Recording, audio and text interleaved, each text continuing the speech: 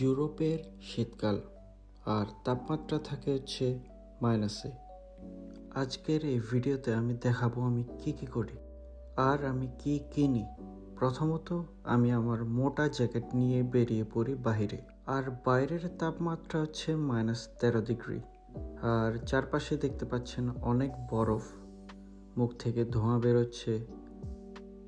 এরপর আমরা চলে যাই আমার বন্ধুর গাড়ি ক্লিন করার জন্য, মানে হচ্ছে আইস ক্লিন করার জন্য। আর এরপরেই চলে যায় হচ্ছে গ্রোসারি স্টোরে।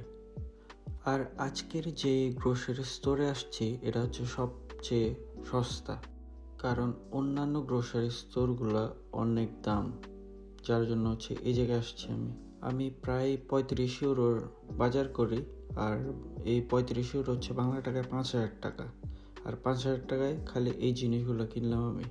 আবার দেখা হবে, সবাই ভালো থাকবেন।